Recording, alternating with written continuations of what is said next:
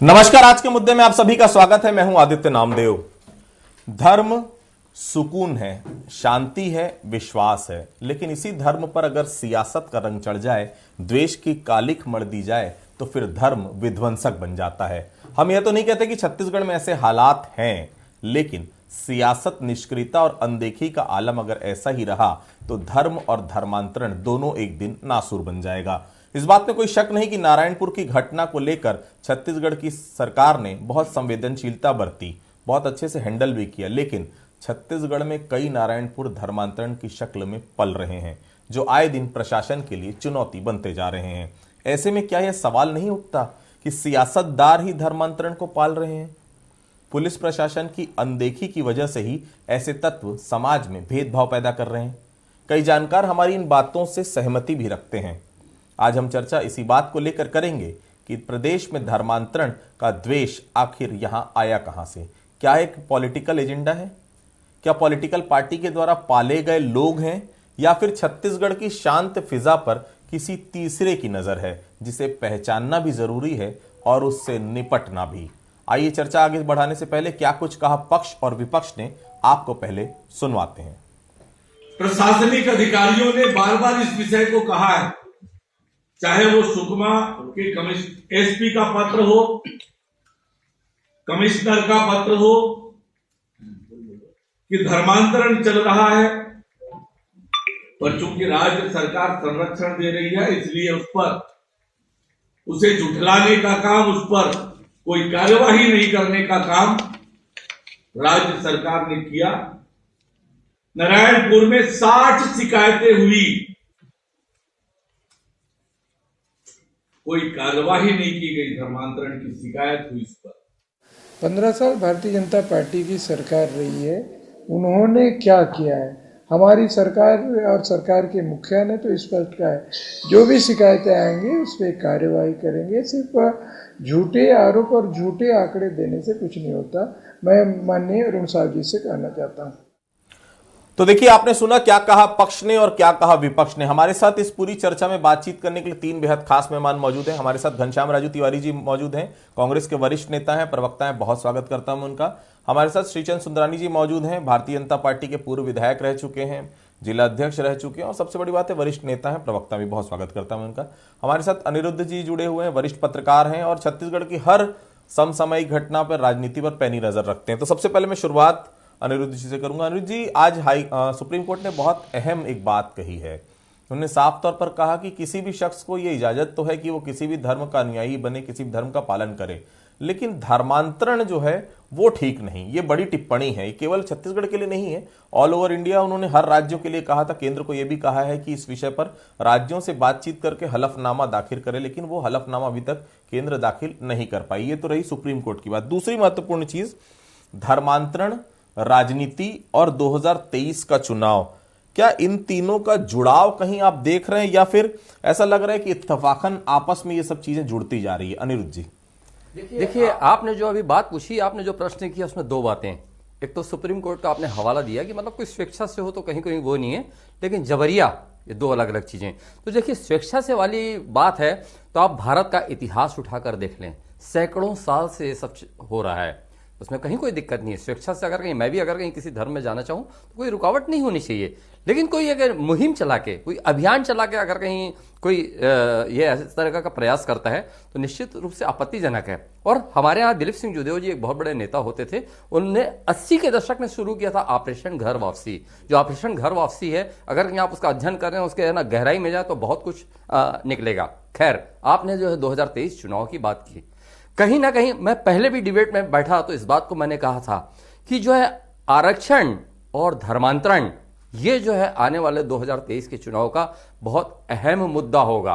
कारण यह है कि इस पे जो है भाजपा भी बोल रही है, इस पर कांग्रेस भी बोल रही है, और मुझे आश्चर्य यह हो रहा है कि आम आदमी की पार्टी, जो आज नहीं 2013 से जो बस्तर में जो है अपनी जगह बनाते चली जा रही है, मतलब उसका कोई ज्यादा कथन इस विषय पे, इतने गंभीर विषय पे सामने क्यों नहीं आ रहा है, ये मेरे दिमाग में खटक रहा है।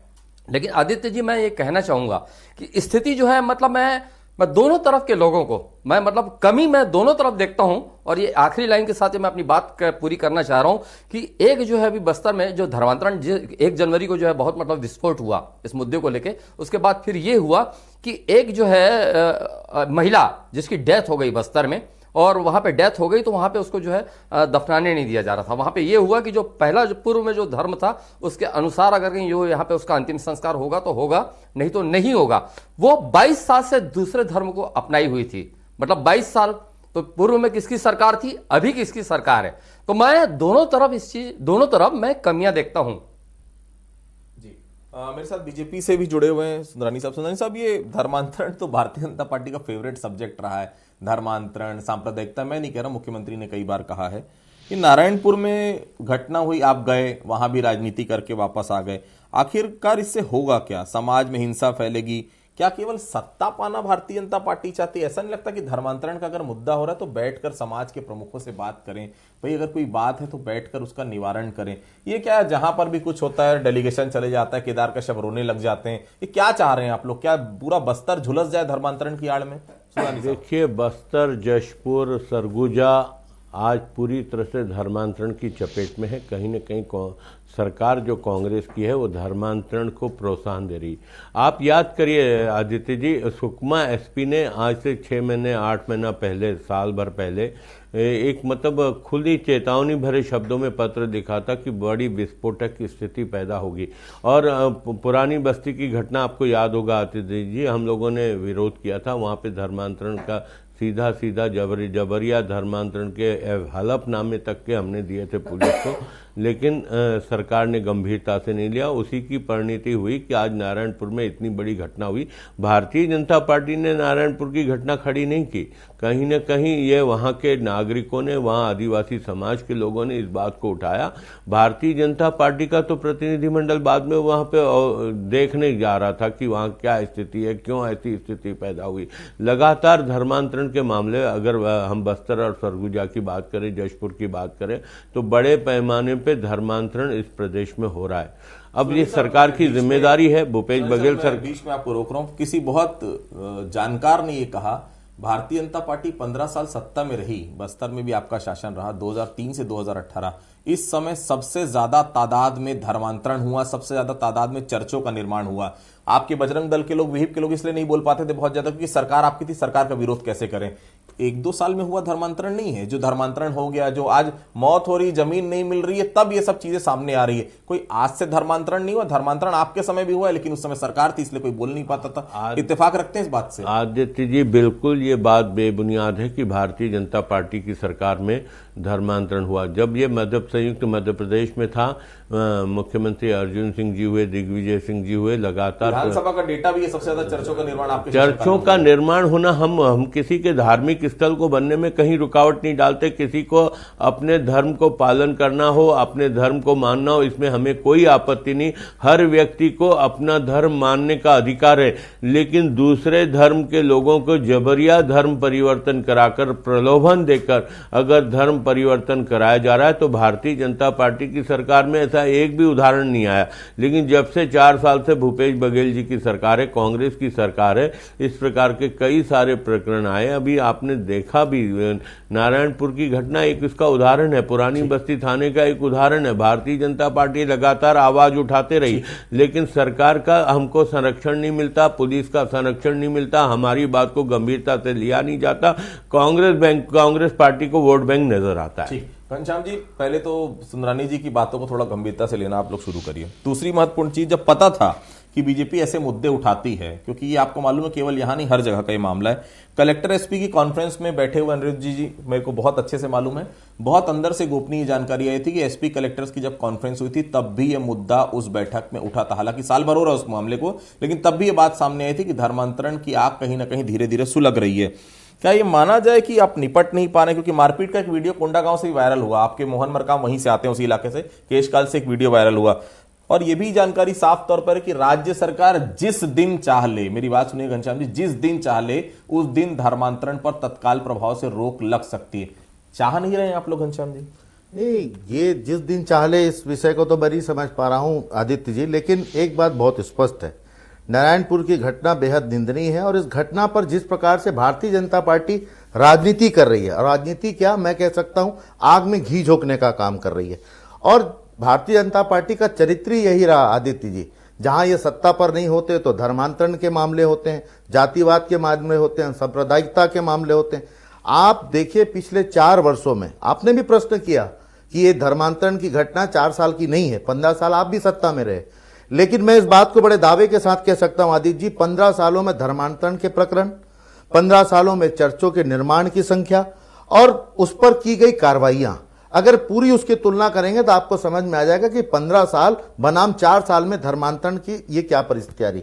दरअसल भारतीय जनता पार्टी प्रदेश में मुद्दाविहीन हो चुकी है आदित्य जी, और ये लगातार पिछले 4 साल से यह प्रयास कर रहे थे कि कहीं ना कहीं संप्रदायवाद को लेकर ये अपने पैर खड़े कर सके विपक्ष में।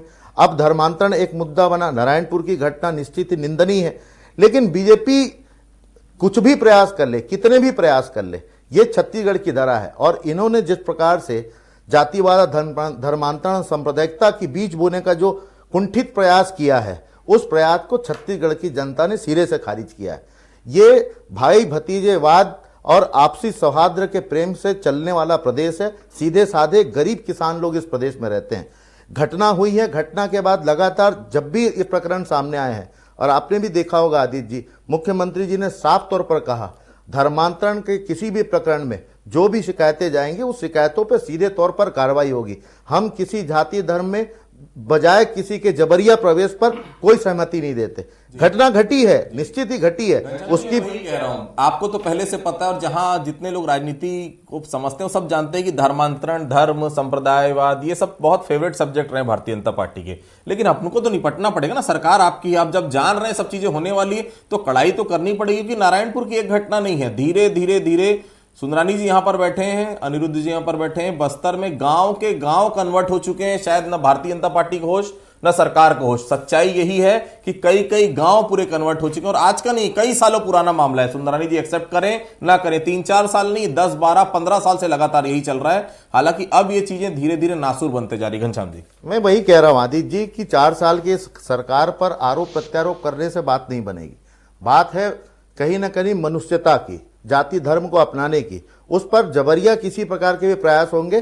छत्तीसगढ़ में कानून का राज है, और निश्चित तौर पर जो लोग भी इसमें शामिल हैं, जो भी इस प्रकरण में आग में घी झोंकने का काम कर रहे हैं, सबके खिलाफ सख्त कार्रवाई होगी, और इस प्रकार के किसी भी कृत्य को बर्दाश्त नहीं किया जाएगा। लेकिन मेरा आग्रह है भारतीय जनता पार्टी के उन नेताओं से जो इस प्रकरण में जाकर घड़ियालू आंसू बहाने का काम कर रहे हैं। 15 साल तक उसी क्षेत्र में, उस क्षेत्र के कर्णधार रहे हैं, और अगर आज आग लगी है तो धुआं उन 15 सालों में लगा है। तो भारतीय जनता पार्टी को अपने गिरेबान में झांकना चाहिए। ठीक है।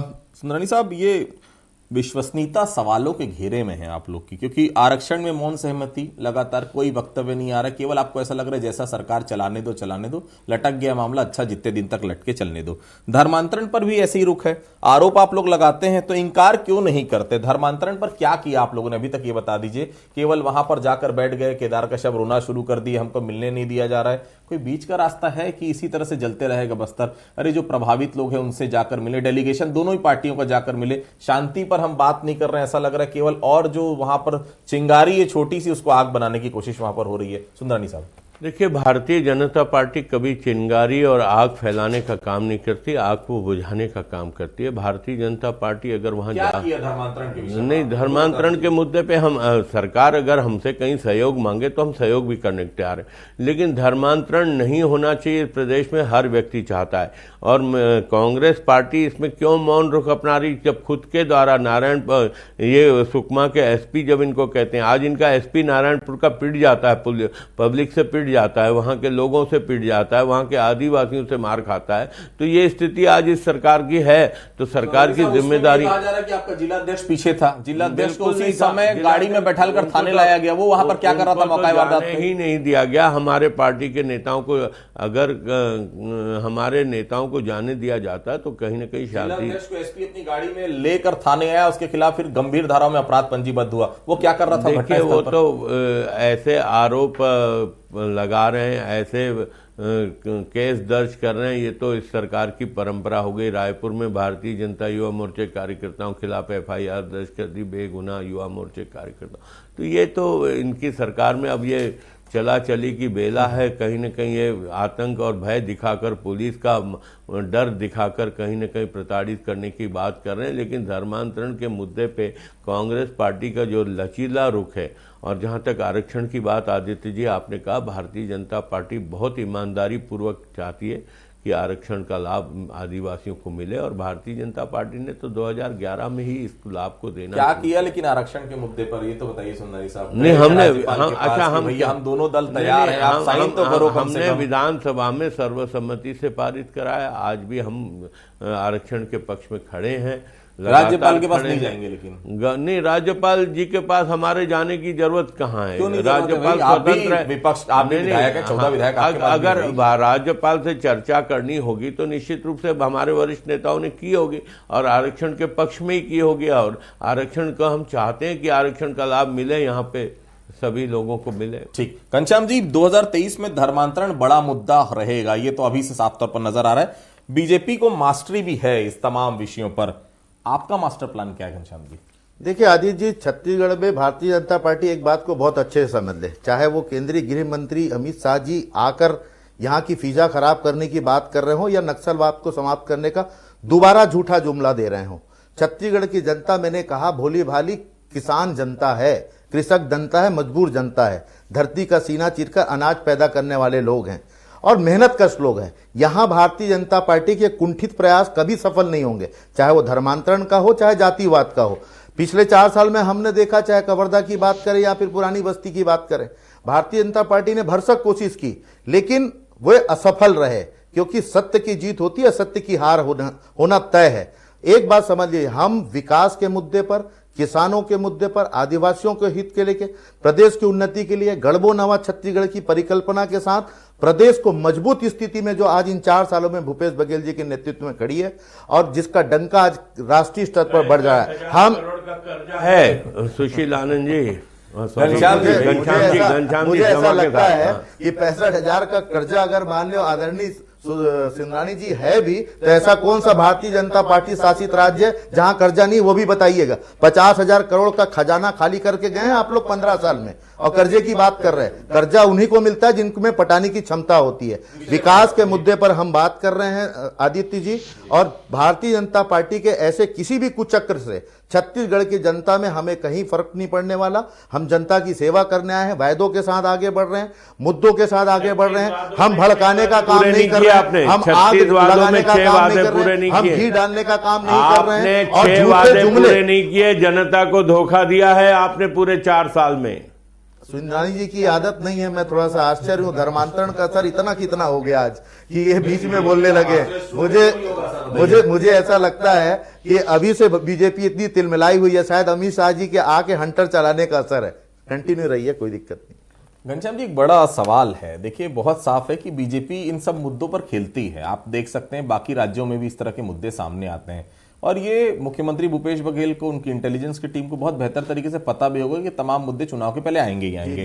लेकिन ऐसा नहीं लगता कहीं कोई चूक हुई, क्योंकि नारायणपुर की जो आग है वो आज से नहीं जल रही थी, और 48 घंटे पहले वो मामला घटित हुआ था, और बहुत साफ था उस मामले में अगर तत्काल त्वरित कार्रवाई हो जाती तो शायद स्थिति ये नहीं बनती। दूसरी बात, मैं उस एसपी की भी तारीफ करूंगा जो वहां सदानंद कुमार है, बहुत शालीनता के साथ उन्होंने निपटा। किसी एसपी के सिर में आप डंडे मार दें, उसके बाद भी आप देखिए वो लोगों को हटा रहा है। वो चाहता था तुरंत चार्ज करवा देता, लाठीचार्ज, वहां कई लोगों की वहां पर लाशें गिनते हम थक जाते अगर वो परिस्थिति वहां पर बनती। लेकिन फिर भी कहीं कोई ऐसा मान है कि कहीं कोई ढीलम ढाला या कुछ ऐसी चीजें हुई जो नहीं होनी चाहिए थी वहां पर? देखिए आदित्य जी, जिस चीज नारायणपुर की घटना दुर्घटना से कम नहीं है, और लगातार जिस प्रकार से पुलिस प्रशासन उसमें बेहतरी से काम कर रहे हैं, जो दोषी लोग हैं, जो जिला अध्यक्ष भारतीय जनता पार्टी के खड़े होकर लोगों को उकसाने का काम कर रहे थे, उनके खिलाफ भी कार्रवाई हो रही है। प्रशासन की भी सीधी नजर है वहां पर, क्योंकि ये छत्तीसगढ़ है, और छत्तीसगढ़ में इस प्रकार के प्रश्रय देने वाली घटनाओं पर कभी कोई सरकार की छूट हो ही नहीं सकती। भारतीय जनता पार्टी मुद्दा विहीन होने के बाद जो कुचक्र रच रही है उसको छत्तीसगढ़ की जनता समझ रही है, चाहे वो धर्मांतरण का हो, चाहे सांप्रदायिकता का हो, या बड़े बोल कि 2023 में हम आएंगे तो नक्सलवाद समाप्त कर देंगे। आदित्य जी, आपको याद होगा 2014 में जब प्रधानमंत्री नरेंद्र मोदी जी एक लोकसभा को संबोधित कर रहे थे, कहा था कि अगर देश में हमको मौका दिया तो 3 महीने में नक्सलवाद समाप्त होगा। आज 8 साल हो गए, कोई साझा प्रयास नक्सलवाद को नहीं हुआ। ये तो भूपेश बघेल जी की सरकार की योजनाएं हैं कि आज नक्सलवाद के पैर उखड़े हैं, कहीं ना कहीं किसानों की आत्महत्या रुकी है, लोगों को रोजगार मिला है, प्रदेश खुशहाल की ओर है। और यही कारण है कि भारतीय जनता के पार्टी के पेट में दर्द हो रहा है। तो फर्क थोड़ी पड़ता है। अमित शाह ने 65 प्लस का वादा किया था, आपको याद होगा 2018, आप लोगों ने 65 प्लस ले लिया, तो चलते रहता, कोई बात नहीं। खैर, बहरहाल अनिरुद्ध जी, आपने दोनों पक्षों की बात सुनी होगी, कांग्रेस को भी सुना आपने, बीजेपी को। हास्यास्पद नहीं लगता ये सब तमाम बातें जो हो रही, क्योंकि हम यूपी बिहार में नहीं रह रहे हैं, छत्तीसगढ़ है भाई साहब, ये शांत प्रदेश है और कोई और मुख्यमंत्री नहीं, मुख्यमंत्री भूपेश बघेल है। 2023 में चुनावी वक्त तक खींचने का प्लान तो नहीं भारतीय जनता पार्टी का, धर्मांतरण का मुद्दा खींचते रहे, आरक्षण का मुद्दा खींचते रहे, डिस्प्यूट होता रहे, क्योंकि देखिए बस्तर में भारतीय जनता पार्टी के पास खोने के लिए कुछ नहीं है। 12 की 12 सीटें कांग्रेस की झोली में है। बस्तर में जो भी होगा भारतीय जनता पार्टी के लिए अप ही होगा, मुश्किल कांग्रेस के लिए होगी 12 की 12 सीटों को बचाना। आरक्षण एक बड़ा मुद्दा और दूसरा बड़ा मुद्दा अब धर्मांतरण। अनिरुद्ध जी। आदित्य जी, मैं पहले भी कहता रहा था और अब भी कह रहा हूं और आगे भी कहूंगा, आरक्षण में राज्यपाल माननीय की दस्तखत हो जाएं या ना हो, तो भी आरक्षण जो है बहुत बड़ा मुद्दा रहेगा विधानसभा चुनाव में। धर्मांतरण जिस शक्ल में हो, थम जाए ये मुद्दा या फिर और आगे की तरफ बढ़े, ईश्वर करे कि ऐसा ना हो, तो भी ये बहुत बड़ा मुद्दा रहेगा। देखिए, भोजराज नाग भारतीय जनता पार्टी के विधायक रहे हैं और भारतीय जनता पार्टी के वरिष्ठ नेता भी रहे हैं। कल रायपुर में आके उन्होंने प्रेस कॉन्फ्रेंस की और उन्होंने एक जो लाइन कही वो बहुत गौर करने लायक है। उन्होंने कहा कि सूचना के अधिकार के तहत पूछा गया था कि कितने लोगों ने धर्म परिवर्तन किया, जवाब आया कि एक भी नहीं किया। तो ये बहुत आश्चर्य की बात है। और फिर मैं यही कहूंगा कि वो जो मैंने महिला का उदाहरण दिया कि जिसकी डेथ हो गई, वो 22 साल से दूसरे धर्म को जो अपनाई हुई थी, तो 22 साल और इतने साल जो है 15 साल किसकी सरकार रही। तो कमियां तो मुझे दोनों तरफ से दिखती है, इधर भी दिखती है और उधर भी दिखती है। मानने को दोनों तैयार नहीं, लेकिन जी दोनों तरफ से देखा जाए तो स्वीकार करने की स्थिति में नहीं है। और कुल मिला के जो 2023 के चुनाव का परिदृश्य रहेगा, हालांकि ऐसा नहीं कि ये कोई यही 2 मुद्दों पे चुनाव होना है, मुद्दे तो कई रहेंगे, लेकिन कहीं ना कहीं जो है आरक्षण और धर्मांतरण, इनकी गूंज जो है आने वाले चुनाव में सुनाई देगी ही देगी, ऐसा मुझे लगता है। अनुज जी, ये बड़ा मुद्दे भारतीय जनता पार्टी के रहे भी है, धर्मांतरण, हिंदू मुस्लिम वाला कार्ड, ये हर जगह खिलती है ही भारतीय जनता पार्टी। लेकिन ऐसा नहीं लगता कि ये जो मुद्दा है बस्तर का, ये बस्तर का मुद्दा अगर जिस तरह से मुद्दा जो है इधर से उधर जा रहा है, मतलब साफ में डायरेक्शन खोता जा रहा है, इसमें बड़ा नुकसान दोनों ही पार्टी को हो सकता है। क्योंकि बस्तर बहुत शांत रहा है, बस्तर के लोग ये सब जानते नहीं थे, धर्मांतरण होता था पता भी नहीं चलता था, लेकिन अब हिंसात्मक आंदोलन सामने आ रहा है। दोनों ही पार्टियों के लिए भी दिक्कत हो सकती है, छत्तीसगढ़ के लिए। आदित्य जी, निश्चित रूप से राजनीतिक समीकरण बदलेंगे 2023 के चुनाव में, आप देख लेना। मतलब ऊंट किस करवट बैठेगा, मैं इस निष्कर्ष पे अभी नहीं पहुंच रहा हूं, लेकिन मुझे एक कमी खलती है कि बलीराम कश्यप जी जैसा आक्रामक नेता भारतीय जनता पार्टी में हुआ करता था। मतलब भारतीय जनता पार्टी में ठीक है कि 15 साल का शासन रहा, वहां से मंत्री निकले, लेकिन जिस तरीके से जो कांग्रेस स्टेब्लिश कर पाई है, चाहे मोहन मरकाम हो, दीपक बैज हो और एक वो जो है आईएएस अफसर भी थे जिनका नाम मैं तुरंत याद नहीं आ रहा है, वो हो ऐसे, हाँ शिशुपाल सोरी जी, कुछ जो है कांग्रेस में चेहरे दिखते हैं, लेकिन भारतीय जनता पार्टी में मंत्री तो बने, लेकिन ऐसा जो है बलीराम कश्यप जी के कद का वहां पे नेता जो है खड़ा होता दिखाई नहीं दिया। तो ये भी एक बहुत गौर करने लायक बात है और भारतीय जनता पार्टी के लिए चिंतन का विषय होना चाहिए। क्योंकि आज इतना बड़ा वहां पे घटनाक्रम हुआ, केदार कश्यप जी की हालांकि टिप्पणी वहां पर आई, लेकिन मैं समझता हूं कि पिता और पुत्र में भारी अंतर है। बिल्कुल। तो देखिए, धर्मांतरण का मुद्दा फिलहाल थमेगा ऐसा लगता नहीं, 2023 का एक बड़ा मुद्दा बनेगा धर्मांतरण आरक्षण, इस बात में कोई संदेह नहीं। लेकिन देखिए, बहुत साफ है, बस्तर भारतीय जनता पार्टी का भी है, बस्तर कांग्रेस का भी है। बस्तर की अगर फिजा खराब होगी तो मान के चलिए पूरा छत्तीसगढ़ इससे अछूता नहीं रह पाएगा। आप सभी लोग हमारे साथ जुड़े, आप सभी लोगों का बहुत बहुत धन्यवाद। तो आज के मुद्दे फिलहाल इतना ही, कल किसी अन्य मुद्दे पर फिर से मुलाकात होगी, तब तक के लिए बहुत बहुत धन्यवाद।